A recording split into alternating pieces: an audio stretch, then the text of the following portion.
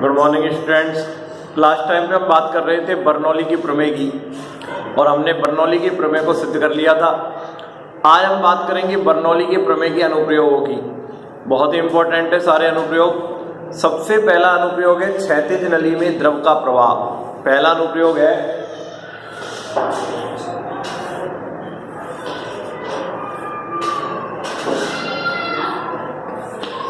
क्षैतिज नली में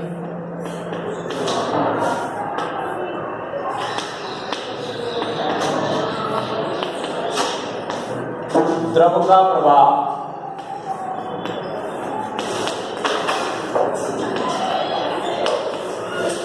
क्षैतिज नली में द्रव का प्रवाह। आप इधर देखिए कि क्षैतिज नली में द्रव के प्रवाह की बात हो रही है, तो क्षैतिज नली है यानी कि दोनों की इधर से और इधर से ऊंचाई क्या है, समान है। H1 बराबर क्या है, H2। पहले तो मैं बर्नौली की प्रमेय लिख रहा हूं और बर्नौली की प्रमेय का कथन है P1 plus half D V1 square plus D G H1 बराबर होता है P2 plus half D V2 square plus D G H2। बैठने में बड़ी सावधानी रखनी है ना, पास नहीं बैठो। ये बर्नौली की प्रमेय है। बर्नौली की प्रमेय कहती है कि कुल ऊर्जा क्या रहती है, हमेशा बराबर रहती है। तो कुल ऊर्जा पहले पॉइंट पर बराबर कुल ऊर्जा दूसरे पॉइंट पर। क्षैतिज नली है तो क्षैतिज नली के लिए H1 बराबर क्या होगा, H2। और जब H1 बराबर H2 होगा, क्योंकि यहां से और यहां से दोनों से ऊंचाई क्या है, समान है, क्षैतिज नली है तो, और H1 बराबर H2 होगा तो ये वाला हिस्सा और ये वाला हिस्सा क्या होगा, कट जाएगा आपस में। तो इसलिए क्या रह जाएगा, P1 plus half D V1 square बराबर P2 plus half D V2 square, ये रह जाएगा। ठीक है ना। अब यहां से P2 को जल्दी आ रहा तो P1 माइनस P2 बराबर हो जाएगा half D V2 square minus half D V1 square, ये हो जाएगा। या फिर इसको लाने की कोई जरूरत भी नहीं थी, यहीं से मैं बता सकता था। इधर देखो, चलाने की कोई जरूरत नहीं, यहां से बता दो परवाड़े। इधर देखो, यहां पर देखना, हम पहले सांतत्य समीकरण में बता चुके थे कि जहां पर क्षेत्रफल ज्यादा होता है वहां पर वेग क्या होता है, कम होता है। ठीक है ना। क्योंकि मैं जानता हूं कि A1 यदि ग्रेटर देन है A2 से, यदि पहले वाले हिस्से का क्षेत्रफल दूसरे वाले हिस्से से ज्यादा है तो पहले वाले हिस्से का वेग दूसरे वाले हिस्से से क्या होगा, कम होगा।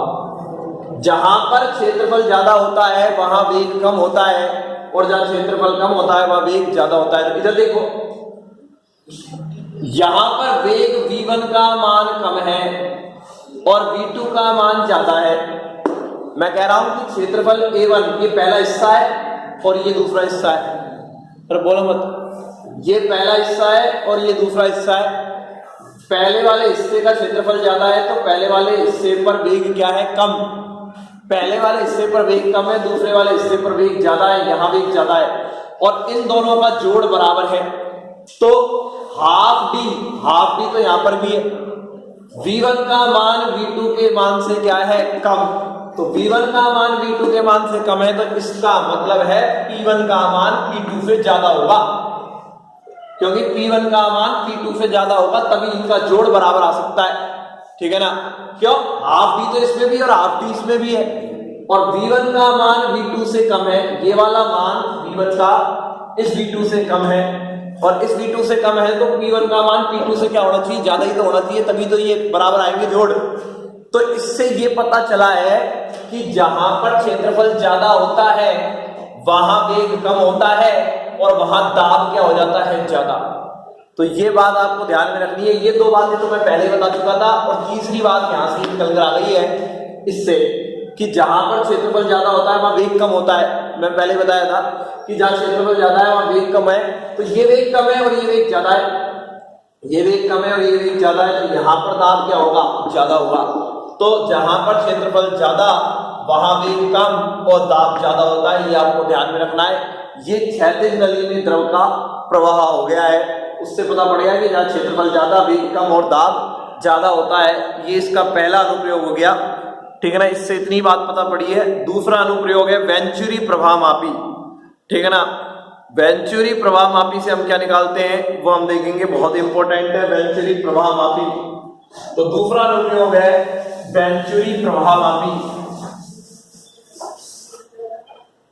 इधर देखना, वेंचुरी प्रवाह मापी टॉपिक डाला है मैंने, वेंचुरी प्रवाह मापी, वेंचुरी प्रवाह मापी। वेंचुरी प्रवाह मापी द्वारा द्रव के बहने की दर, द्रव के बहने की दर ज्ञात की जाती है। क्या ज्ञात की जाती है? द्रव के बहने की दर ज्ञात की जाती है। और द्रव के बहने की दर हमने बताया था Q बराबर क्या होता है, A1 V1 बराबर A2 V2 बराबर M/D, सांतत्य समीकरण में बताया था। तो द्रव के बहने की दर Q निकालनी है, तो देखें कैसे निकालेंगे। द्रव के बहने की दर, मैं बार बार कह रहा हूं, वेंचुरी प्रवाह मापी द्वारा द्रव के बहने की दर ज्ञात की जाती है। और द्रव के बहने की दर कैसे निकालेंगे, पहले तो मैं डायग्राम बना रहा हूं। वेंचुरी प्रवाह मापी में ऐसा वेंचुरी प्रवाह मापी होता है, इसमें एक नली होती है,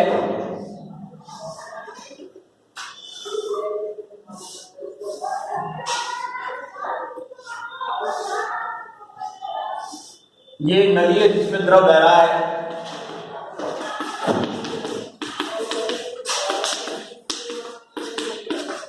यहां पर दाब है P1, यहां पर क्षेत्रफल है A1 और वेग है द्रव का V1। यहां पर P2 A2 और V2 है, दाब, क्षेत्रफल और वेग द्रव का ये रहा। और दोनों में दाबांतर ज्ञात करने के लिए, यहां दाब P1 है, यहां दाब P2 है इस हिस्से का, तो दोनों में दाबांतर ज्ञात करने के लिए एक नली लगा रखी है। ये नली लगा दी है क्षैतिज से, ये क्षैतिज आधार है, क्षैतिज आधार से ये दोनों का क्षैतिज आधार सेम हो गया। यहां पर दाब, यहां पर क्षेत्रफल क्या है, इधर देखिए, यहां पर क्षेत्रफल ज्यादा है तो वेग कम हो गया और दाब क्या हो गया, ज्यादा। यहां पर दाब ज्यादा है तो ये द्रव यहां से नीचे आ जाएगा और यहां पर ऊपर चढ़ जाएगा। यहां पर दाब ज्यादा है तो ये द्रव यहां से नीचे पहुंच जाएगा, नीचे आ जाएगा और यहां पर ऊपर खिसक जाएगा। और द्रवों की ऊंचाई में अंतर ये h हो गया। यहां पे तो यहाँ इस नली में तो यहां तक चढ़ा हुआ है द्रव, इसमें कम है चढ़ा हुआ, तो इन दोनों की जो द्रवों की ऊंचाई में अंतर है वो है h। द्रवों की ऊंचाइयों में अंतर कितना आ गया, h। तो मैं क्या कह रहा हूं, वेंचुरी प्रवाह मापी में एक नली होती है, क्षैतिज नली। इसके दो हिस्से हैं, एक हिस्सा ये रहा और एक हिस्सा ये रहा। यहां पर दाब है P1, क्षेत्रफल है A1, वेग है V1, और यहां पर दाब है P2, वेग है V2 और क्षेत्रफल है A2। दोनों के बीच में अपन ने एक नली जोड़ दी क्षैतिज से, और क्षैतिज से नली जोड़ दी तो यहाँ दाब ज्यादा है तो इस नली में द्रव नीचे उतर जाएगा और यहाँ ऊपर चढ़ जाएगा। और दोनों द्रव स्तंभों का, ये इसका द्रव स्तंभ यहाँ तक है, इसका द्रव स्तंभ यहाँ तक है, तो दोनों की ऊंचाइयों में अंतर कितना है, h। ये बता दिया। अब आप बात करेंगे तो ये पहला हिस्सा है और ये दूसरा हिस्सा है, और हम यहाँ पर दोनों हिस्सों पर बर्नौली की प्रमेय लगाएंगे। और बर्नौली की प्रमेय ये कहती है कि दोनों हिस्सों पे बहने वाले द्रव की मात्रा या बहने वाले द्रव की ऊर्जा क्या रहती है, संरक्षित रहती है। तो यहाँ पर और यहाँ पर दोनों हिस्सों पर बर्नौली की प्रमेय लगा देंगे, और यहाँ पर लगाएंगे तो P1 plus half dV1 square plus dG H1 बराबर, और यहाँ लगाएंगे तो P2 plus half dV2 square plus dG H2। Bernoulli की प्रमेय ये कहती है कि सभी हिस्सों पर ऊर्जा बराबर रहती है, तो यहाँ पर ऊर्जा बराबर, यहाँ पर ऊर्जा। अब दोनों की ऊंचाई क्षैतिज से क्या है, समान। H1 बराबर क्या है, H2। तो ये वाला हिस्सा तो इससे कट जाएगा फिर, अरे यहाँ नहीं काटना है, अगले स्टेप में कटेगा। तो ये आ गया P1 plus half dV1 square बराबर P2 plus half dV2 square, ये हो गया।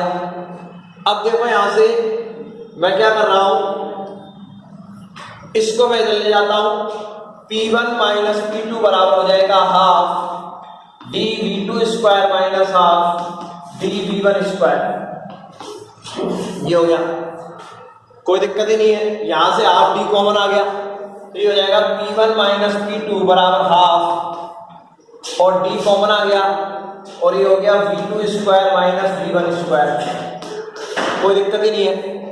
अब देखो, बहने वाले द्रव की मात्रा ज्ञात करनी है Q, और सातत्य समीकरण में हम पढ़ चुके थे बहने वाले द्रव की मात्रा Q बराबर होता है A1 V1 बराबर A2 V2।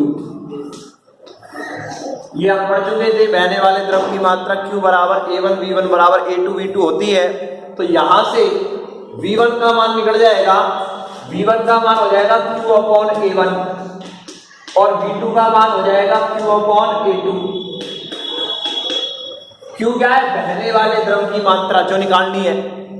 तो V1 और V2 के मान उठाकर यहां रख दूंगा, यहां से V1 और V2 के मान मैं यहां रख देता हूं।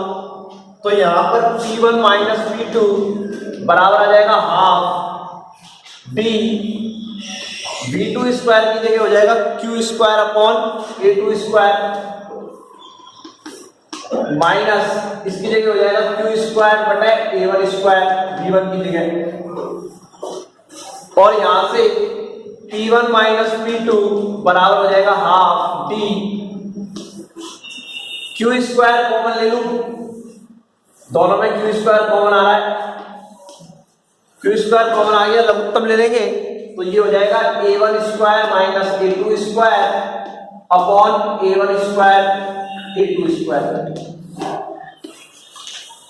कोई दिक्कत नहीं है। हमको तो Q का मान निकालना है तो Q को जल्द ले जाते हैं। तो ये हो जाएगा तुम्हारे पास Q स्क्वायर बराबर हो जाएगा, इसको यहीं छोड़ देते हैं 2 P1 माइनस P2, Q यहां छोड़ेंगे तो 2 तो इधर जाएगा P1 माइनस P2 बटे डी, और ये वाला हिस्सा नीचे वाला A1 square minus A2 square यहां आएगा, और ये A1 स्क्वायर A2 स्क्वायर यहां आएगा, ठीक है। और हम जानते हैं दाबांतर P1 माइनस P2 क्या होता है? HDG। P1 माइनस P2 बराबर होता है HDG, दाबांतर हम पढ़ चुके हैं इसी चैप्टर में पहले। P1 माइनस P2 बराबर क्या होता है? HDG। तो यहां पर HDG रख देंगे तो Q स्क्वायर बराबर हो जाएगा 2HDG बटे डी, और ये हो गया A1 square minus A2 square into A1 square A2 square, ठीक है। यहां से D से D कट गया, और हमको तो क्या निकालना है? Q का मान निकालना है, तो इसका अंडर रूट लेंगे। तो Q बराबर जैसे ही मैं अंडर रूट लूंगा तो ये तो अंडर रूट से बाहर आ जाएगा, अरे स्क्वायर है ना, तो अंडर रूट से बाहर आ गया A1 A2, अंडर रूट में क्या आएगा? 2GH बटे स्क्वायर माइनस A2 स्क्वायर। तो ये फॉर्मूला है द्रव के प्रवाह की दर ज्ञात करने का। द्रव के प्रवाह की दर ज्ञात करने का ये फॉर्मूला आया, under A1 A2 under root 2GH बटे A1 square minus A2 square. A1 और A2 क्या है? क्षेत्रफल है। A1 और A2 क्षेत्रफल है, G क्या है? गुरुत्वीय त्वरण है, H क्या है? क्षैतिज से ऊंचाई है, और तो कुछ चीज है ही नहीं, G का मान 9.8 है। तो कहने का मतलब है वेंचुरी प्रवाह मापी द्वारा द्रव के प्रवाह की दर ज्ञात की जाती है Q। कैसे करेंगे? यहां पर और यहां पर मैंने बर्नौली की प्रमेय लगाई, ऊंचाई क्षैतिज से समान है इसकी और इस हिस्से की, फिर ये आ गया, मैंने P1 माइनस P2 को इधर ले लिया, यहाँ V2 square minus V1 square हो गया। V1 और V2 के मान सातत्य समीकरण, ये कौन सी समीकरण है? सातत्य समीकरण से उठाकर रख दिए, और यहां से Q का मान अपने पास P1 माइनस P2 बराबर 2GH रख दिया। Q बराबर आ गया A1 A2 under root 2GH upon A1 square minus A2 square. यहां से अपन क्या निकाल सकते हैं? द्रव के प्रवाह की दर ज्ञात की जा सकती है वेंचुरी प्रवाह मापी द्वारा, ठीक है ना। तो ये बात हो गई है, 2 अनुप्रयोग हो गए हैं, और कल हम आगे इसके अनुप्रयोग की बात करेंगे। धन्यवाद।